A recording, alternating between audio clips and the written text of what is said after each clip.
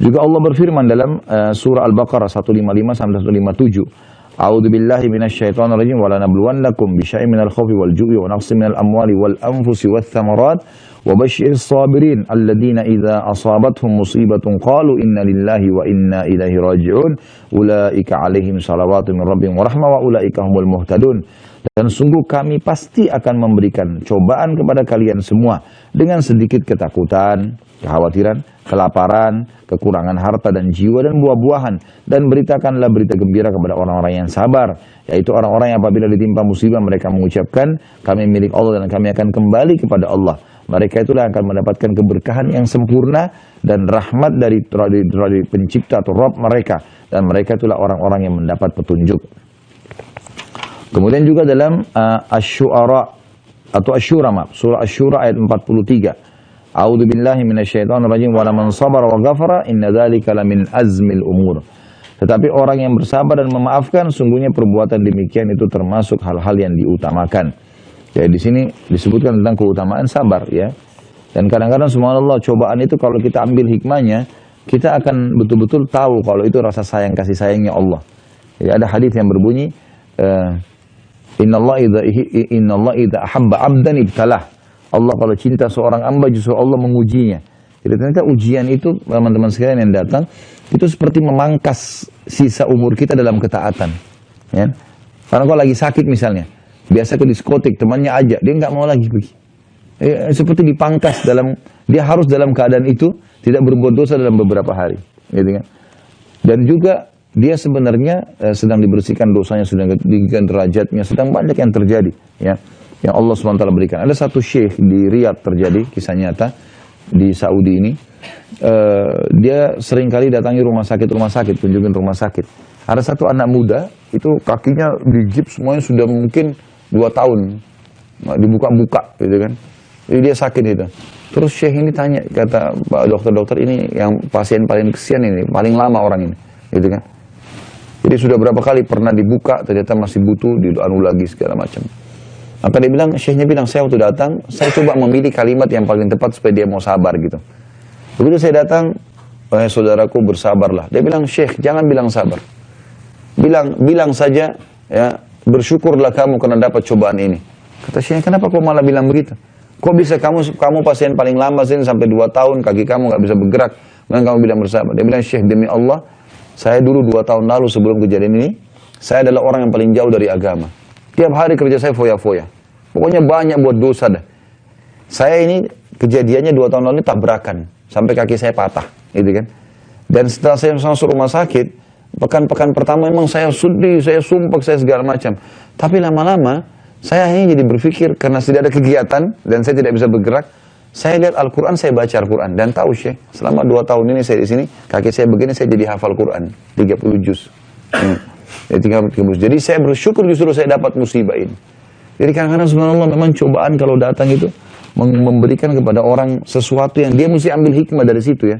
Tidak selamanya harus sangka buruk dengan sang pencipta Allah SWT. Jadi Allah SWT memberikan yang terbaik. Kemudian surah Al-Baqarah 153 juga berbunyi, A'udzubillahi minasyaitonir rajim, ya ayyuhalladzina amanu ista'inu bis-sabri was-shalah innallaha ma'as-sabirin. Hai orang beriman, orang-orang beriman, jadikanlah sabar dan salat sebagai penolongmu. Sesungguhnya Allah beserta orang-orang yang sabar. Rasulullah SAW bersabda, was-sabru dhiya, sabar itu adalah cahaya kehidupan. Hadis Muslim nomor 223. Juga dalam sabda beliau dari hadis Suhaib radhiyallahu anhu bahwasanya Rasulullah SAW bersabda, ajaban li amril mu'min inna amrahu kullahu khair wa laysa dzalika li ahadin illa lil mu'min in asabathu sarra syakar fakana khairan lah wa in asabathu dharra'u sabar fakana khairan lah. Urusan seorang mukmin itu sungguh menakjubkan karena setiap urusannya selalu baik. Dan hal ini tidak didapatkan kecuali bagi seseorang orang mukmin. Jika ia dikaruniai kelapangan maka ia bersyukur dan ini syukur lebih baik baginya, dan jika dia ditimpa suatu penderitaan maka dia bersabar dan ini lebih baik baginya. Juga diriwayatkan dari Anas radhiyallahu anhu, ia berkata, aku mendengarkan Rasulullah SAW bersabda, Innallaha azza wa jalla qala idza btalaitu abdi bihabibatayhi fasabara awwadtuhu minhumal jannah yuridu ainai. Sesungguhnya Allah yang Maha Suci dan Maha Mulia berfirman, jika aku memberi cobaan kepada hambaku dengan mengambil dua kecintaannya, lalu ia bersabar, maka aku gantikan keduanya dengan surga. Yang beliau maksud adalah kedua kecintaan adalah kedua matanya. Juga dari Aisyah radhiyallahu anha dikatakan bahwasanya Rasulullah SAW bersabda tentang penyakit taun, dan taun adalah penyakit yang kalau kena ke badan bisa merusak kulitnya dan bisa jatuh ya, anggota tubuhnya itu bisa jadi berjatuhan ya. Ini penyakit yang berbahaya sekali, dan taun ini tentu rahmat bagi orang beriman ya. Kalau orang beriman yang kena taun, dia mati, maka dia bisa mati syahid. Rasulullah SAW bersabda, "Annau kana adzaban yab'athu Allah 'ala man syaa' faja'alahu Allah rahmatan lil mu'minin, falaysa min 'abdin yaqa'u fi at-ta'uni fayamkuthu fi baladihi sabin." Itu menjadi siksaan bagi orang yang dikehendaki oleh Allah, yaitu orang kafir dan muslim yang bermaksiat. Ini sering dikasih penyakit ini. Lalu Allah menjadikannya sebagai rahmat bagi orang-orang beriman. Maka tidaklah seorang hamba mukmin tertimpa taun, lalu ia tidak keluar dari negerinya. Karena kita kalau dari kena penyakit taun, tidak boleh keluar dari lokasi kita. Karena dia bisa menular. Ya. Ia bersabar dan mengharapkan pahala Allah, dan ia mengetahui bahwa bahwa tidak akan menimpa kepadanya kecuali sesuatu yang telah Allah tetapkan. Maka Allah akan berikan kepadanya pahala syahid. Hadis ini riwayat Bukhari, nomor 5734. Juga sabda Nabi SAW, "Innamas sabru indas sadmatil ula." Ketahuilah bahwasanya kesabaran itu justru dibutuhkan pada saat musibah yang pertama. Ya, sebenarnya kita butuh sabar itu cuma di awal, misalnya awal kejadian. Setelah itu, hari kedua, hari ketiga, seminggu, setahun, sudah hilang dengan sendirinya. Diriwayatkan juga dalam hadis Abu Hurairah dan Abu Sa'id al-Khudri radhiyallahu anhuma, bahwasanya Nabi SAW bersabda, "Ma yusibul muslima min nasabin, wala wasabin, wala hammin, wala huznin, wala adhan, wala ghammin, hatta syaukati yushakuha illa kaffarallahu biha min khatayahu." Tidaklah seorang muslim ditimpa kepenatan, penyakit, kegelisahan, kesedihan, sakit hati, dan duka cita, hingga duri yang menyakitinya, kecuali dengannya Allah akan menghapus dosa-dosanya. Hadis ini riwayat Bukhari nomor 5641 dan 5642, dan Imam Muslim nomor 2573.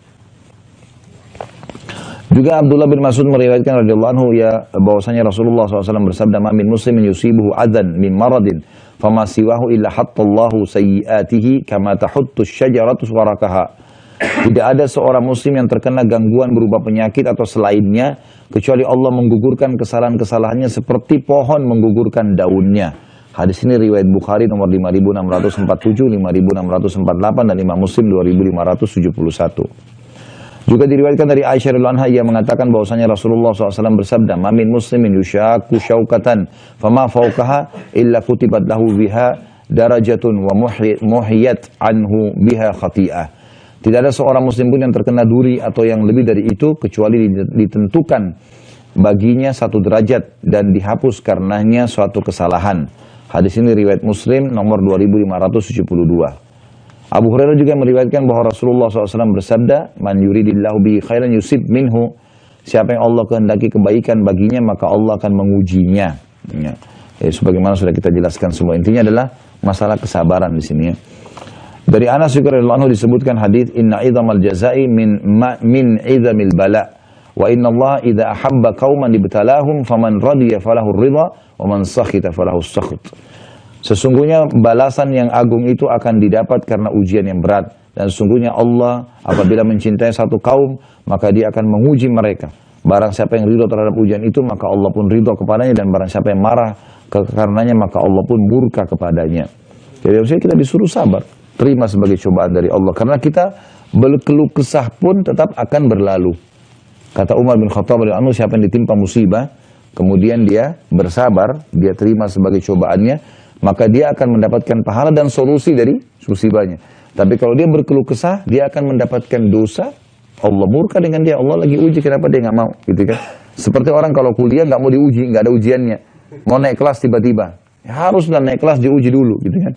Dan setiap cobaan yang datang, teman-teman, kadang-kadang begini pekah melihat kalau ada orang yang menjadi penyebab kita jadi masalah, maka lihatlah orang ini Allah sedang datangkan untuk mendidikan derajat saya. Jangan anggap dia musuh. Udahlah, oh ini Allah jadikan penyebab. Kadang-kadang mungkin istri, suami, kadang-kadang anak, kadang-kadang orang terdekat, kadang-kadang teman membuat kita jengkel, kita nggak salah. Maka yakinlah teman-teman, ini datang sebenarnya orang-orang ini untuk untuk ini Allah jadikan mereka penyebab kita saja untuk mendapatkan derajat yang tinggi. Jadi jangan semuanya kita keluh kesahkan. Ambil hikmahnya dari situ. Dari Musa bin Sa'ad dari bapaknya radhiyallahu anhu, ia mengatakan, aku berkata, wahai Rasulullah, manusia mana yang paling berat ujiannya? Rasulullah SAW menjawab, ya, al-anbiya'u thumma al-amthalu fal-amthal fayubtala ar-rajulu ala hasba dinihi. فإن كان في دينه صلبة اشتد بلاؤه وإن كان في دينه رقة ابتلي على حسب دينه فما يبرح البلاء بالعبد حتى يتركه يمشي على الأرض ما عليه خطيئة. Kata Nabi SAW, yang paling berat adalah para nabi-nabi. Jadi jangan kita anggap nabi-nabi itu nggak ada cobaannya. Nabi Muhammad SAW menghadapi masalah dengan istrinya. Ya, pernah para istrinya sepakat untuk minta dinaikin nafkah sampai Nabi SAW memboikot mereka sebulan, gitu kan. Nabi SAW pernah menghadapi banyak kasus dalam masalah rumah tangga, menghadapi orang di sekitarnya kaum munafikin, sahabat-sahabat yang mengaku sahabat Nabi SAW tapi mereka orang munafik, seperti Abdullah bin Abi Salul ya, dan grupnya. Kemudian Nabi SAW juga pernah menang dalam perang, pernah kalah. Nabi SAW sakit. Sampai Nabi pernah sakit demam, teman-teman sekalian. Kata seorang sahabat, saya lupa namanya, dia nyentuh badan Nabi, dia mengatakan, saya temukan badan Nabi seperti api. Lalu saya mengatakan, ya Rasulullah, Anda panas sekali. Kata Nabi SAW, sesungguhnya aku diuji 2 kali lipat dari apa yang diujikan kepada kalian. Ya. Sampai sahabatnya mengatakan, ya Rasulullah, berarti Anda juga dapat 2 kali lipat pahala. Kata Nabi SAW, iya, juga mendapatkan 2 kali lipat pahala. Gitu. Kemudian orang yang seumpama dengan mereka, maksudnya orang-orang yang dekat dengan para nabi-nabi, cobaannya juga berat.